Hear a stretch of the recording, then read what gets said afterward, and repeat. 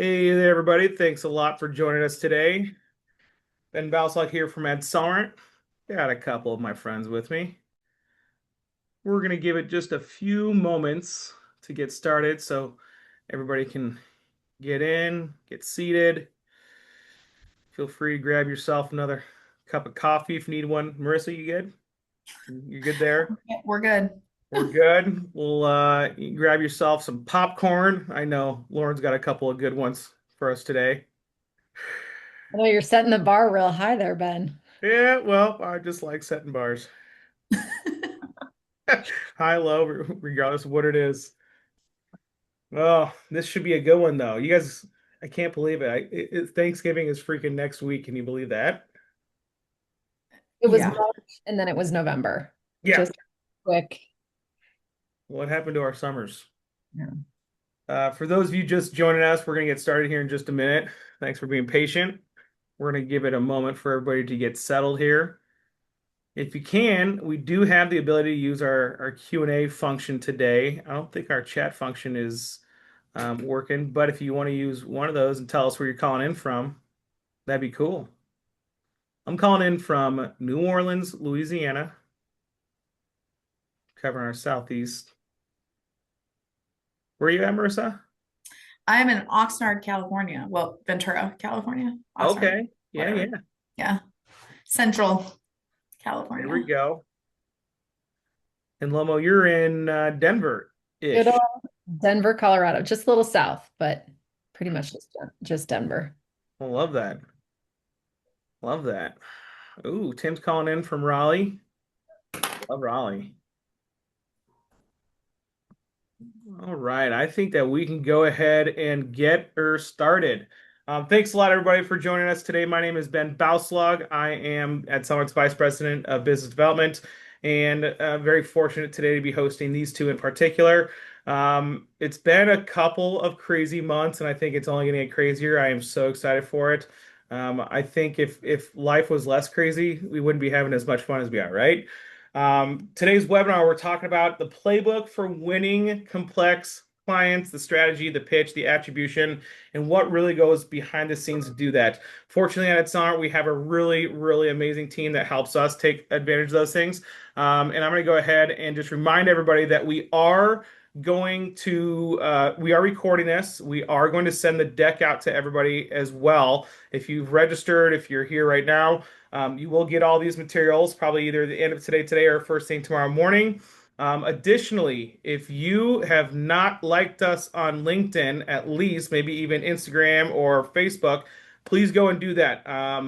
We're always sharing out some really cool content to everybody, and if you are following us there, you'll be up to date on exactly what's happening. Also, feel free to go connect with these two lovely women here on the call with me as well on LinkedIn. They're two absolutely brilliant folks, and I'm very fortunate to be hosting today. So, a little bit about today's call.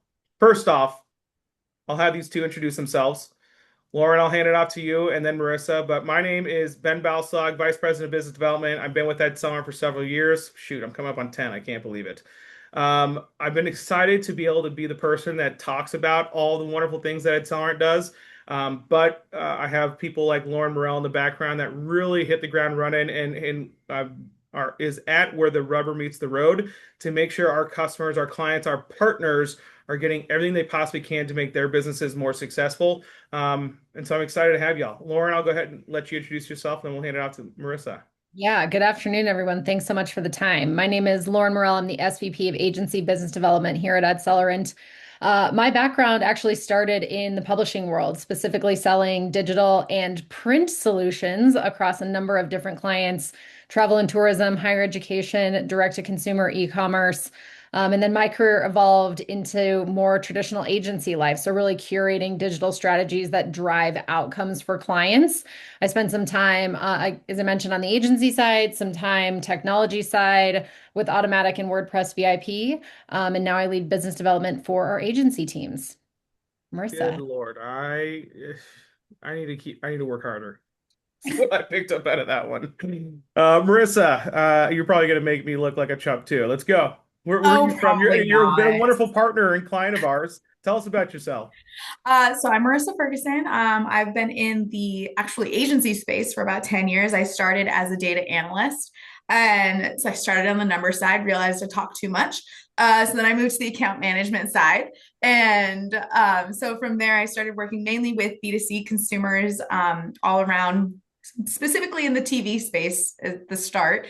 And then slowly as I progressed in my career, I moved to more of a digital with one of my biggest clients. Everybody knows is Procter and Gamble. So we kind of handled their budgets from, starting just on the TV side of 3 million a year, and I handled the OTT side, which started at $40,000 a month, and we grew it to $400,000 a month by the time I left that place. And then just because, want to be well-rounded, I moved into the live streaming space for a bit and worked with influencers and live streamers that's their sole income, which is crazy if you've ever met some of them. And then I moved over to Cumulus here and I'm focusing on all things digital, really focusing on that, direct to consumer side of it and helping with the sales team and getting us where we need to be. Just a couple of freaking rock stars is what I think I'm sitting here with today. So this is awesome.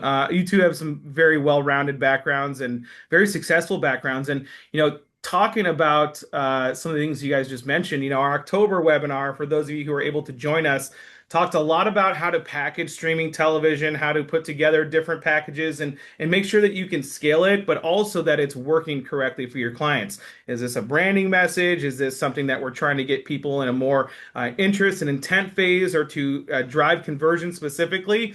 Make sure you go check out that webinar if you haven't done so already. And it leads us into this month's webinar, the playbook for winning those complex clients, strategies, the pitches, the attribution, and breaking down each and every single one of those things in particular. So I want to give us a moment to kind of think about what that looks like, because the formula that we have is pretty standard, right? Strategy, pitch, attribution, do it all over again, over and over. But these big rocks can be broken down into much smaller rocks in particular. And so I've invited these two because they're much smarter than me and can probably help us understand a lot more about what's going on behind the scenes here. And I want to think about this from like the very first perspective of where we are now compared to where we have been. So the old pitch is not necessarily totally different, but it's not necessarily helping us achieve what we need to today. This is a new paradigm that we have here because of what technology has done. We're not just helping people meet or reach audiences. We have to be able to validate it. We have to be able to measure it. We have to be able to attribute it, right? So it's not just about having nice to have services. These are things that we have now that are going to be solutions to the problems that are existential in these types of businesses. So, part of the webinar today, we're going to be defining what that complexity looks like. And it's not how we define it every single time, it's the way our clients can define it a lot of times. And so, understanding what all the different moving parts are, from stakeholders to changing of budgets to, competing internal goals, and even what we're all very familiar with, very long sales cycles. It's important, right? We have to take everything into consideration here and then think about what that shift actually looks like. So we've moved from being that service-based pitch of like, we manage ads to this solutions-focused pitch where we're here to maximize that long-term client lifetime value, not just for ourselves, but for you, our client, our advertiser, our partner. And so this is something I know that Marissa and Lauren have definitely spent a lot of time with, especially as their careers have evolved over the last, couple of years probably. You guys are what, in your early 20s? We'll see what happens. So let's think about that. Lauren, I'd love to hear from you first. Where do you see some of the biggest differences in today's landscape and where technology has brought us compared to where you were at even selling print back in the day? Yeah, Ben, I think when you talk about solving business problems, that's really the key to this process is what when we think about the complexity of these clients and what they're looking for in a partnership is they really want to solve their core business and marketing challenges. And you kind of talk about it here on the far right hand side, and this is always about delivering value. They're not looking for a product to solve their problem. They're looking for a partner, they're looking for a solution, and they're looking for a value add. And that doesn't come by way of just a single platform anymore. They want to understand how you're solving their business problems through strategy, how you're going to bring that to life through an execution. And also, they want to see it in the data. And that's not just in platform data anymore, that's also correlating back to their business and marketing outcomes. So, this really becomes a 360-degree approach, starting with their business outcomes and ending with their business outcomes. And so, as we kind of go through this process today, truly, and you'll probably hear me say this a couple times today, these deals are, in my opinion, made and broken in the CNA phase, and truly understanding the foundation of these businesses is critical to helping them solve those business challenges. Interesting. So the one thing I really picked up here that I think is one of the more important things is that you start with the end in mind, right? Where are we at today? Where do you need to be? And then where are we at today? And then reverse engineering it to say, this is how we're going to be able to do it. And then the second piece I got out of it was that you're not just using platform metrics, that what you see in your reporting dashboards, there's other valuable success metrics outside of that that can help contribute to that. And so that feedback loop is kind of really important too, right? Absolutely. Truly, the partnership starts from the very first conversation and really understanding. I think you make a really good point, like starting with the end in mind and what steps do you need to take, not necessarily to help you get where you want to go in that sales cycle, but how you help the client get where they need to go. If they can envision how a partnership with you gets them to their ideal outcome or output, we're going to talk about stakeholders here in just a second. That's another like key piece to this equation. But if they can visualize how you can help them solve their problems as a partner, that is key to this sales cycle. Absolutely. So I'm going to introduce one of the stakeholders in this conversation. Marissa, I want to hear about where did you pull that seller in? Why did you pull that seller in? And where has your shift in this space over the last, several years brought you to where you are today? Yeah, I mean, I think for us, what it was, and like our clients that we have, and specifically our biggest one, in which we are using our ad seller and team, is CAU. And where it came for that is with the previous vendor we were using, it seemed like we had just hit our ceiling, and all they were doing was, hey, add more money, but there was no more money to add. So really, what we had to do was figure out a new strategy. And us, as kind of like the agency for this client, what our job is to do and how we really got them is we are acting like we are a part of their company. And so that word partnership is really important because we are like, okay, let's do what's best for them. Like if I was in their shoes, if this was my business, what do I want done? And so when it was basically just, we have more money, the answer was no. It was, that's not an option. We need to go back and reconfigure what do we need to do. And that team just really couldn't keep up. And so we started looking around and we got with the select team, and that was something where they were asking the right questions, they had a different strategy, they were able to come up with a strategy that was different from the one we were currently do without adding money, which was something that was important because the client just didn't have any to change. So it was kind of doing that and looking at that full frontal approach rather than just, oh, you need so CAU is a school, also it's a flight school, so it's, you need more students, let's put more money into SEM alone. And that just wasn't working. So it was, really looking at that top of funnel, building that awareness, looking at new locations, even rather than just focusing on California or their specific campuses that they have and the surrounding areas, but, expanding that if needed and like what that would look like. And so the ad seller team came in, they had an amazing pitch. They worked with us throughout the entire process to create this pitch, which was really important. They dealt with our myriad of questions and concerns and thoughts, which there were many. So, and that's kind of where that open line of communication and willingness to come up with something new is really what drove us to the select team. Something new, something different, but it even sounds like they were helping you guys to create something more complex for the customer at the end of the day and making them understand we can break these big rocks into smaller rocks and really make sure that we're addressing each and every single one of these little pieces that ultimately ladder up into what those success metrics look like for them, right? Correct. Yes. Cool. All right. That's awesome. I mean, thank you so much for that insight. And, it's important to think about how we approach this on each and every single literally conversation. And I truly believe every conversation that you might have with somebody is another discovery call. It's a way to get another tie down. It's a way to find out another metric. It's another way to figure out what else is there that we don't currently have insight into that we can help address appropriately. And so I'm looking for a little bit of engagement from the crowd here. We're going to talk and introduce you guys to this playbook that we're kind of rolling out here, but I also want to do a poll. So I'm going to launch my first ever Zoom poll. I think I just launched it. So what's your biggest hurdle that you're facing when you attempt to close high value clients? Is it lack of alignment across internal stakeholders? Is it difficulty proving ROI beyond that last click data? Is it the pitches are just feeling generic and lacking a strong hook? It's rinse and repeating the same thing over and over. What does that look like for you guys?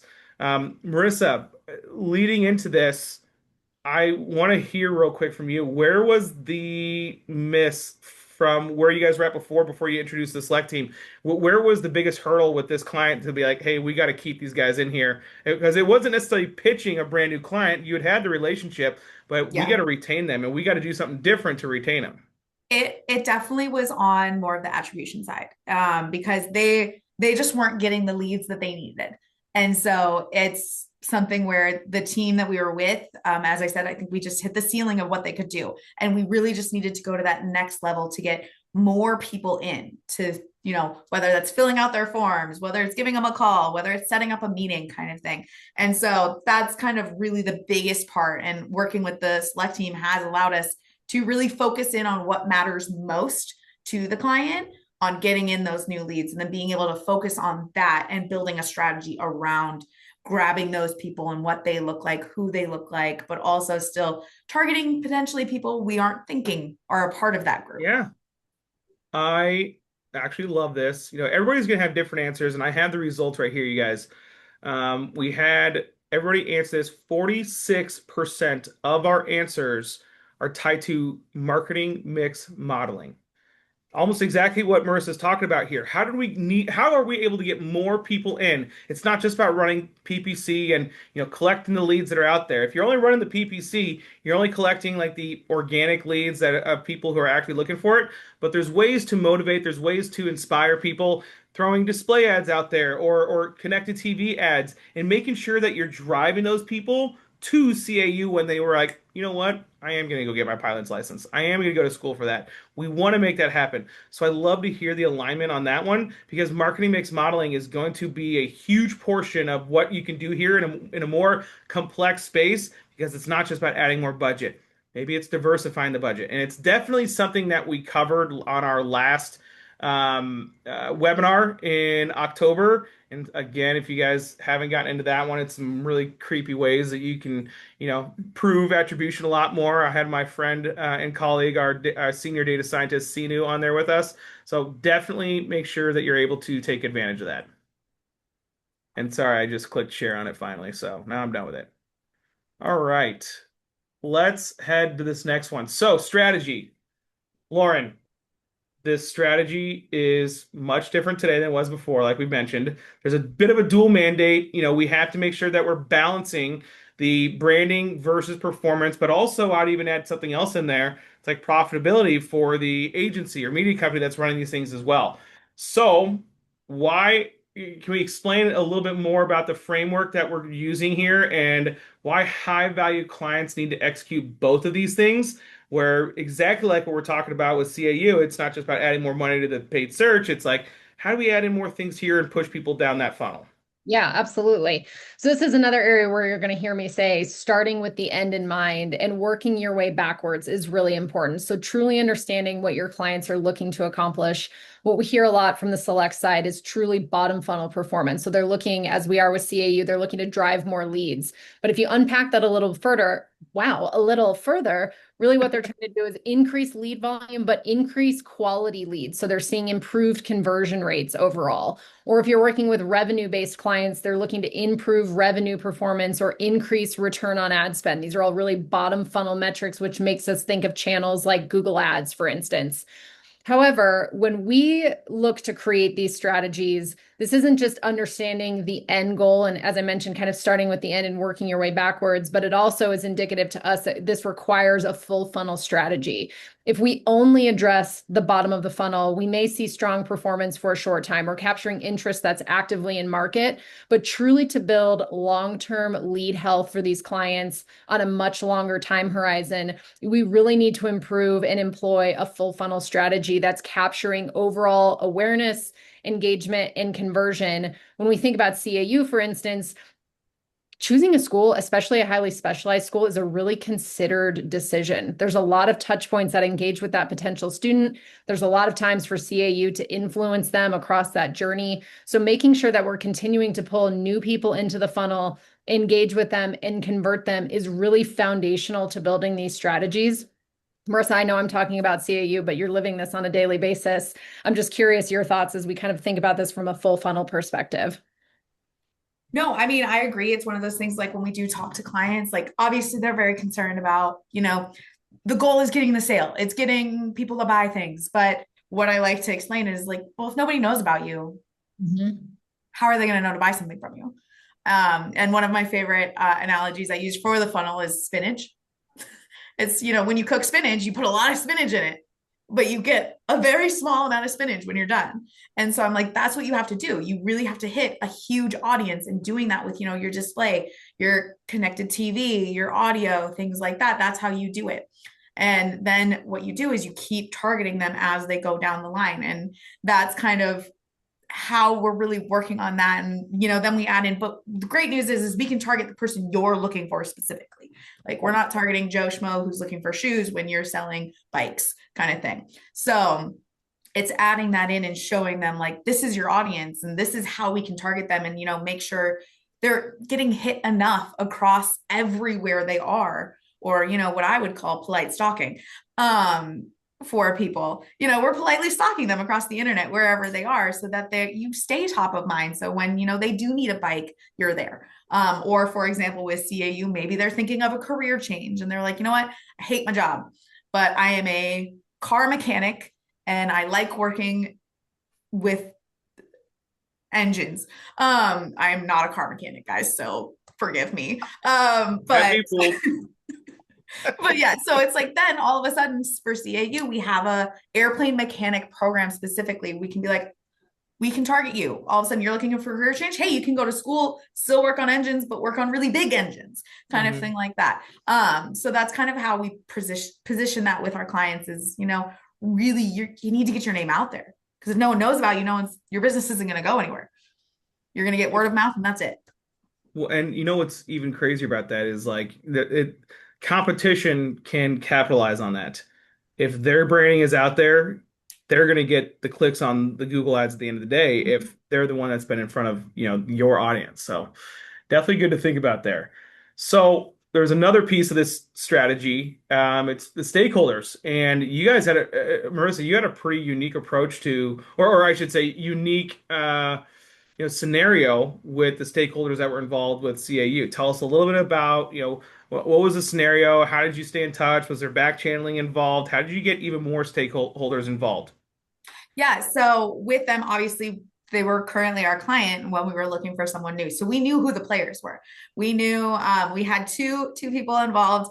And one of them was kind of like the VP and one handled all of the marketing. She's kind of the director. The director is who our main contact was. And then the VP, she came in for these calls and she was our signature that we needed, basically. And so when we started this, we knew we had both of them. So while we were creating these decks and working with Lauren and her team, it was something where she would run the decks by us first, because we'd worked with them for years at this point. We knew generally the questions they were going to ask. So we'd make sure all of those questions were asked first. And then what we did is our team would meet with the director, her name was Monica. So we'd meet with Monica and we'd go through this with her first, because she was really close with the vice president. So she knew how she was going to react and what questions she needed answered, but also making sure her questions were being answered too. So it was a lot of meetings and kind of like proposal meetings, but it wasn't necessarily, a super rigid, this is our proposal, this is what we're presenting, sign the dotted line here. It was, okay, here's our step one. Here's how we're starting with this. And so that was definitely how we worked on that with Lauren and her team is we were like, cool, awesome. Thank you for this. We love it. This is what we noticed. This is what's missing. We took it back to Monica. We went, okay, cool. This is what we've got. Here we go. So that way we knew when we got to that final, like presenting it to the vice president, we had every single question she could possibly want answered. And if we didn't, we'd come back to it. But we, had all of our ducks in a row that we could, and making sure, we had it almost perfect so that she didn't really have any more questions. And what was a very interesting scenario, and when we were doing it, is our vice president did leave halfway through our proposal stage. So we did end up just having to deal with the director, Monica. So that was something that was nice because Monica was really good at, and is, being very open to testing and very open to new things and going with that, where the vice president was very much like, well, what's the ROI on this? If there's no ROI, we don't want to do it. So she was a lot more rigid, where we were now working with someone who she trusted us enough to be like, this sounds good. I understand where you guys are going. Let's do it. I love this. I love hearing that, because what it means to me, and I want to say it in an analogy that I use frequently, and I'll explain myself, but you got to play the game, don't let the game play you.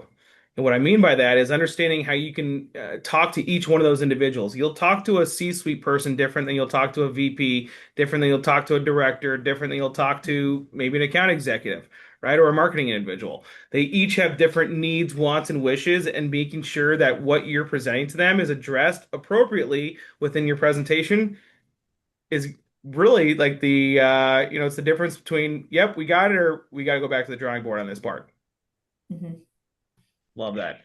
I think I'll just add one really quick thing, Ben. And I think it's important to use and capitalize on all of the information at your disposal. Marissa, to your point, we worked really closely internally before we even had a proposal ready for the client to review. We certainly understand strategy and we have data sources that we can pull in to inform our approach. But based on your relationship with Monica and the organization, that institutional knowledge was so critical for us to know in building that foundation, and then getting Monica's buy-in for anything that we needed to adjust based on what the business needed. That process really allowed us to take advantage for everyone's knowledge to make it as valuable for the client as possible. And one thing to note that I forgot is what is different about CAU and what makes them a super complex client too is they've got 5 different campuses, and each of those campuses needed to have their own strategy because they're very different, and the people who go to these campuses are very different. So that was something that we worked together very closely with Lauren and her team on is, this campus needs this. This is a younger audience. This is an older audience. This is our car mechanic, career changing people. And so that was something that was very different with this proposal as well too. That is cool. Well, I mean, perfect kind of segue we have into here, because not only do we have stakeholder strategies, but comprehensive assessments and moving beyond just basic channel audits to like structural and competitive gap analysis. Lauren Morel, can I ask you real quick? And I say Lauren Morel because there's always like 3 Laurens on a call that I have. Lauren, if I could ask you real quick, tell us a little bit, and I don't even have a slide on it. Tell us a little bit about why having some of those more sophisticated toolings like Kantar, Pathmatics, Adthena, MRI Simons, how they can better enable us to provide a more data-driven pitch, which I'm giving myself a little crow hop into our next section, for what they're doing today versus how we can make this better. It's a great question, Ben. I'm a big fan of data. And I think when we think about these complex clients, again, let's start with the end in mind, is we need to maximize their business outcomes. In a lot of ways, we have the experience, we understand how these channels work together, the types of strategies they should be employing to realize those goals. But it's always important to understand what's happening around us in the industry to further validate those recommendations. So as we think about whether it's channel mix or audience behavior or competitive intelligence, Really what we're looking for there is nuggets of information that can help us gain a competitive advantage. So if we think about competitive channel mix, for instance, is there a lot of saturation in certain channels that's going to create inefficiency in our budget? We're going to be bidding against a number of competitors. Our budgets aren't going to go as far, but sometimes there's a channel that we can take better advantage of because other competitors aren't leveraging it as heavily. Or do we need to better understand how that end audience is engaging with different media types so that we can align our channel strategy with directly with those folks? So data helps us be more effective. It helps us be more efficient. The other thing that I would mention here is assessment isn't just leveraging the data that we can source through external tools or resources. Assessment is also really understanding the client and their business. You heard me say at the top of the webinar, I'm a big believer in that these deals make or break in the CNA phase. And I would encourage everyone when you're having these conversations, it's not a one and done assessment where you're really kind of asking those initial questions and then you move forward. It's a continued conversation to truly understand their business. I would encourage everyone to just be curious. If you have questions, if you're trying to just better understand the position that they're in, their position in the market, who they're going after, those create really robust strategies because you have a deep understanding of their business. So identifying what they're looking to accomplish is key. Sourcing these external data resources is key, but really understanding the client and their business and their goals is foundationally key. I love that. And you know what? I think one thing I really picked up out of that piece as well is like when we're thinking about how to optimize, especially like the competitive spend thing, like you want to work, you want your media spend to work smarter, not harder. If there's ways to exploit what your competitors are doing, like you can't just find that out by going to Google and searching for it. You have to invest heavily into these tools, and Celeron's doing that on behalf of our partners so that we could have a much more ironclad kind of data-driven pitch for this client in particular. And good job, Ben. Pitch is the next one. All right. So let's think about how we tied this entire pitch together. Lauren, I'm going to hand it right back to you here. Talk about how you and Marissa were working together to make sure that one, you guys, continue to have that stakeholder alignment. You focused on that framework. You got the attention hook, not just for like the one stakeholder, but multiples, and then move past that generic proposal of we just need more money.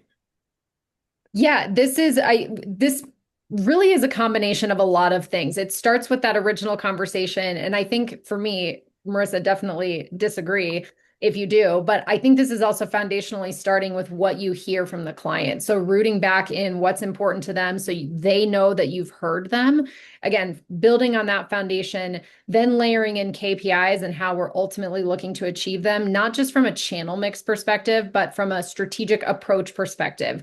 Complementing that with research that you've done to validate your recommendations, tying this back to Marissa, as you mentioned, CAU is a great example where there's 5 campuses and they're all each really unique and we need to support them specifically. So then tailoring your recommendation to each of the unique needs of the client. And then finally tying it back to how you're going to measure it and how they can see the impact of that performance. I think that last component, and Ben, I know we're going to talk about that more specifically, helping them see the fruits of that labor and the outputs and outcomes of the strategies that you put together is key. It's also important to help them understand that this is almost an organic, living, breathing organism and that we're continuing to optimize and iterate based on the success that we're seeing. So having this foundational strategy based on the insights and data that we've gathered, but also helping them understand that we're going to continue to grow this based on performance, having kind of that end-to-end solution ready for them, all informed by the questions that we've vetted through our stakeholder relationships through this process is really where we start.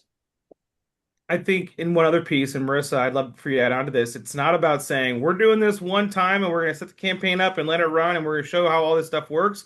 We're consistently reiterating and leaning into those tools to not just find something new, but to validate what we've been doing is the right moves. And if it wasn't, saying this is what we can do, this is how we can do it differently, and make shifts and optimize is a pretty broad term here, but optimize it in very dramatic ways. No, and I think that's one thing. And I mean, Lauren touched it all on it beautifully, but I think that's one thing that really sets you apart when you are looking at clients is it's not a set it and forget it with us. Like we're not sitting here going, okay, it's done. It's something where, we meet with them every other week and then we have every other week after that, it's just an internal between us and the ad seller and select team to kind of talk about it, to be like, okay, this is what we're seeing. Like, is there a new strategy? And I know kind of one thing we really talked about is kind of looking at it, every 6 months being like, okay, let's really dive into the strategy and make sure that it's still working and it's still getting us where we need to go. And so we have already done that with them once, but that's also something where, we've talked in kind of our bi-monthly, bi-weekly, whichever one it is, calls that we have, where we will be listening to Monica when she's having these questions, because she very much is a strategy focused person, and like, is this the best strategy? And she is always questioning that, even though we're like, no, this is a very good strategy. You're seeing results, you're seeing better results than you've ever had, and you're even saying it's going very well. But it is one of those where, is there something we could be doing more? And so, like, for example, we just shared a big thing about Netflix and kind of like the mountain OTT and things like that with her, to be like, this is another avenue we could reach that we're currently not doing. But, it is an upsell as well. So that's what kind of having those conversations allows us to do, is upsell them semi frequently. Obviously, right now they're still set with where they're at kind of budget wise, but we give them that option, especially as we go into kind of the next contract with them, to be like, this is something we talked about, was something we were interested in. Let's add it in and see what we can get. That's awesome. That's awesome. And then back into like the stakeholder alignment within that pitch, that Monica is always willing to try something new, do something different, and then throwing in something like, hey, we actually have Netflix inventory, or we can use the Mountain Performance CTV DSP to, do something a little bit different than what we've done before. You're throwing slides in there that kind of address those things. Tell us a little bit about like where you create that alignment for those different stakeholders too, because I know it's not just Monica, like she answers to her boss and their boss, things like that. How are you proactively addressing those? Yeah, no. So that is something where usually how we've done it so far is it's been just a conversation that started where Hmm. she's brought up a question, and then, Lauren will be like, hey, we've got this option. And then after our meeting, Lauren, myself, and the rest of the team will be like, hey, let's create a deck that kind of outlines what this is, how this works, what added budget we would need. And then our team will usually then present it. And sometimes we have your guys' team on there. Most of the time we do, but we'll usually kind of, what is the word? Soft present it to Monica beforehand, so she knows what she's getting into and she knows what she's going to be seeing. Um, so that way, she comes ready with questions rather than just, yeah, this seems good. And then 2 days later, you have like 13 questions kind of thing. So that's one thing we do, so that when we have these conversations with her, they are actually productive, constructive conversations rather than just, yep, love it Cool.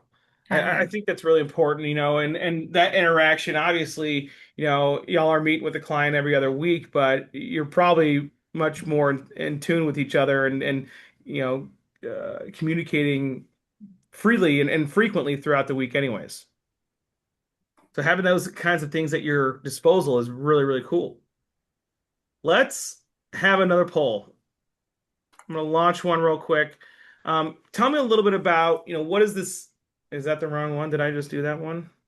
I think they're inverted, Ben, but I Oh, say roll with it. oh my gosh. Did they get inverted? Oh wow. Um, they did get inverted. Oh my gosh. I just realized that as I'm like working through this stuff. So let's ask this one in particular. What is the single biggest hurdle? Jeez. Oh, I'm gonna bring this one back. All right, we're skipping that one. We already did that one. Attribution. We're all talking about it, right? You have to excuse me. I set up the polls incorrectly on accident. Attribution. So we have to make sure that we're not just creating stakeholder alignment. We're not just, giving them, things that say, hey, this is how we're going to help drive more audience here. We have to be able to attribute it. We have to be able to validate it. We have to be able to measure it and define that success definitively. Lauren, tell us a little bit about when you guys got in with CAU. I guess I can hand this to Marissa too. When you got in with CAU or with any of your clients, how are you making sure that you're proving that partnership value with them and showing that you can scale it beyond just the 50, 70, $80,000 a month that they might be spending with you now? This is why I believe so strongly in starting with the end in mind and starting with those business outcomes and building everything around what the client is looking to accomplish. When we meet with CAU, our conversations are almost exclusively centered around how many leads we're driving them, but it's also great collaboration between our team and their team where they're sort of painting the picture around what's happening with those leads once we drive them to CAU. Are they engaging? Are they converting? Are they enrolling? And having that full picture around how marketing is driving outcomes for the business. Really, we then kind of the other half of this is we take that information from CAU. I have a barking dog. Give me. You're good. Marissa, take it. Yeah, it was like, so what we get is we do every Monday, every week, we do get a report from the client, which basically how they look at it is inquiries, meetings set, and then meetings attended. And so they send us this report and we do see it for the year. So right now, we're seeing it from January 1st to now because there is a lag time for them too on like at how often a person will set a meeting. And usually it's about a month. So, we're still seeing results from October come in.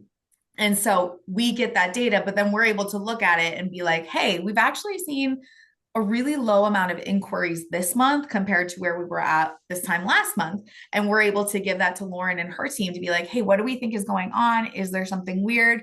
Or recently we made a couple changes to our kind of like our strategy on how we were doing things. We're like, is that what's affecting it? Like what? So that way we can keep those expectations set. So it's not a matter of like, yeah, no, we're expecting to kill it right away with this change. And, it's going to take a couple months because learning happens. And so, but having that data is allowing us to actually be a partner for them rather than just being like, well, we see it working.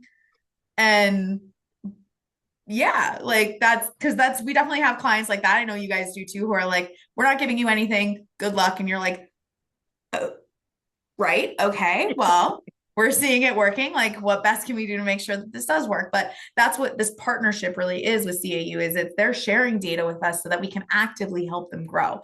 And I think that's what is the marker of a really great client too, is like they're putting in the work too to make their business go. And because as much as we want to, we can't care more than the client. Like we can't. So because they have all of the data we would need to care more than them and we don't have access to it. So them giving that to us is really allowing us to one, know the strategy too. And CAU, what is also really great about Lauren and her team is CAU had a lot of things they cared about in the respect that they cared about all of it. And they were like, we want to pay attention to all of it. And we were like, no, we can't. So you get like 5 things you cared about. Because I think when we started, they wanted to pay attention to about, or they do have, I believe, about 30 different UTM codes that they create and use. But we were like, well, for all of our conversion aspects, we really do need to narrow it down to the right thing because we can focus on people who are filling out the form on your website and drive towards those, or we can really focus on the people that are actively setting a meeting with you guys. And so that's kind of one of those things where we worked with the clients to be like, we know it's all important. We know it is. It always is. But what is top tier important to you? And what's really something that's driving your business? Because inquiries are great, but that's not what's driving the business. So it's really kind of working with Lauren and her team was allowed us to get down to where we really needed to be for attribution with them. So in attribution, again, I'll take it back to one of the things we said at the very beginning. It's not about what's showing up on a reporting dashboard. It's about the feedback loop of data that you get from your clients to validate this is what we brought to the table and this is how we know it came from us so that their ROI is actually proven and that it's measured through data that they're able to capture themselves as well. Love it. 100%. Love it. Anything else you want to add to that one, Lauren, or you want me to go to the next one? No, I think we're good. Please forgive me. They are paving the street in front of my house, and my dogs are very upset about that. So appreciate the coverage, Marissa.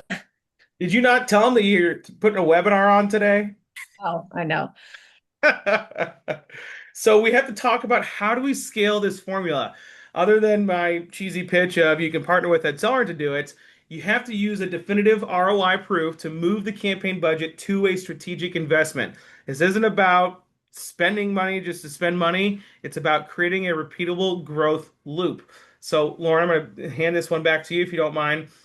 think about how we tie this whole thing together. How is that Summer Select been able to help so many of our partners, whether agencies or media companies or channel sales organizations, whatever that might be? How are we helping our partners create this scaling formula so that they're able to close more of these complex strategy or more complex clients with even more sophisticated strategies? I think it really starts with education and understanding, not just for our teams collectively, but also for the clients. So I think it's helping our partners understand how these clients work, what's important to them, who are the decision makers, and what do they care about, and really supporting and enabling them throughout the process. And I can't stress enough, Marissa, and working with you and your team through the process with CAU really allowed us to make something better, more effective, more valuable for the end client. So this close partnership, this close collaboration, not just at this pitch phase and not just at the retention and growth phase, but really early on as we're developing those conversations, developing those strategies.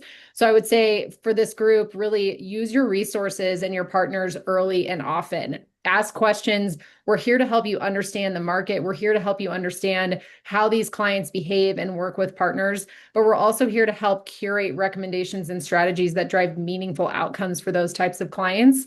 And then, as you heard us kind of talk about just a second ago with attribution, it's always a kind of complete feedback loop where we're working really closely then together and with the end client to understand what's working and where we need to adjust and pivot. I come back to the education piece because that's foundational that to everything we will always do together. It's foundational at that sales phase, but it's also foundational as we continue to grow and work with that client. We're going to need to continue to remain nimble, understand what's happening in the industry with the landscape, and really also continue to work closely to best understand our clients so that we can serve them in the most valuable capacity. Does that answer your question, Ben? I think that was phenomenal. Thank you so much. Could have used a little bit more barking, to be honest with you, but I can make that happen. I think that was sufficient. Well, I'm going to open it up to questions here in a moment. So if you guys have any questions, please feel free to use our Q&A feature within Zoom to ask those. But I want to tie this entire thing together.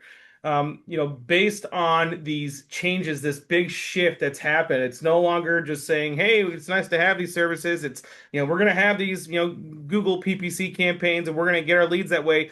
We have to make sure that we're meeting them and driving the correct audience to those solutions to have an omni-channel strategy. So it's changing not just what you're providing them, but changing the way that you approach this entire thing as well, so that you can provide a solution to those existential business problems.